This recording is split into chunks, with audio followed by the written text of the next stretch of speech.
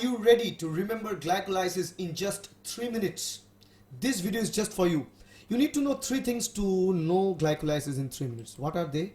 Your great-grandmother actually, when she bakes pies. Remember, she baked pies, and the pie itself and yourself with a smartphone all the time.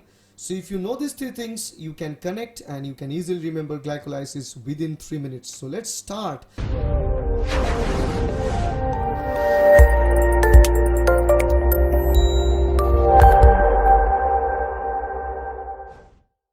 Glycolysis is a metabolic process of converting glucose into pyruvate, and actually it is going through 10 separate stages.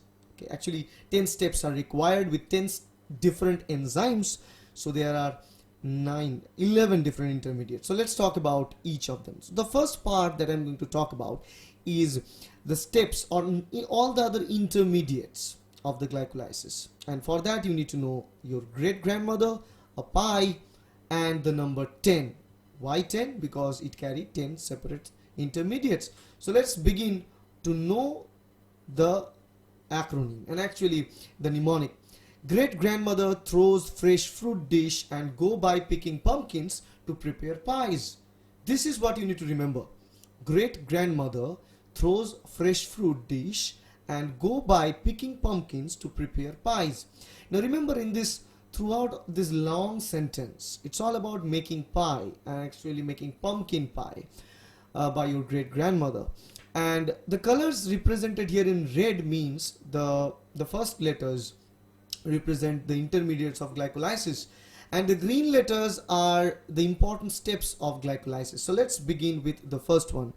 So great, it starts with G, means glucose. Another G, glucose 6-phosphate.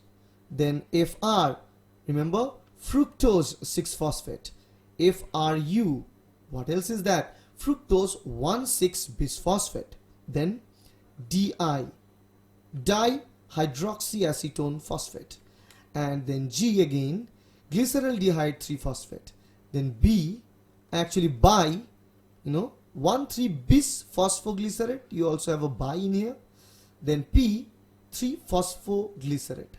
Then another P, 2-phosphoglycerate. Then another P, and actually it's PEP, prepared, so phosphoenol pyruvate, which is also known as PEP. And then ultimately pies pyruvate. So that was starting from glucose, ending in pyruvate. All the different intermediates of glycolysis. You can see 10 separate intermediates out there.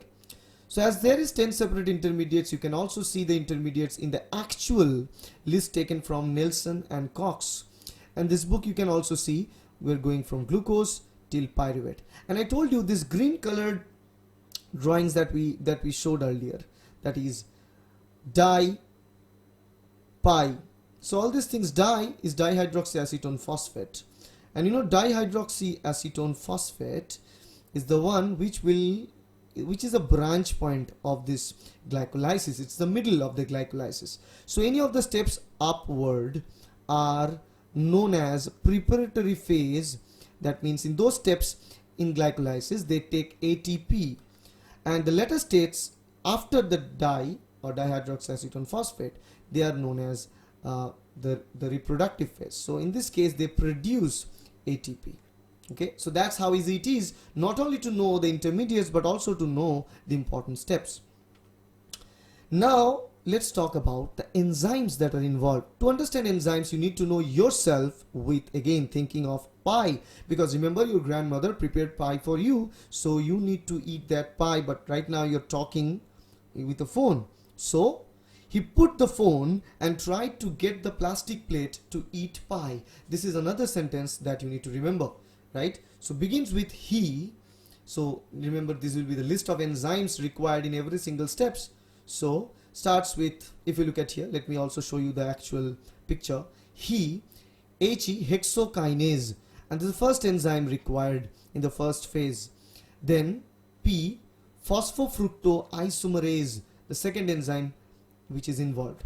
Then another PHO, so obviously phosphofructokinase, the third enzyme involved.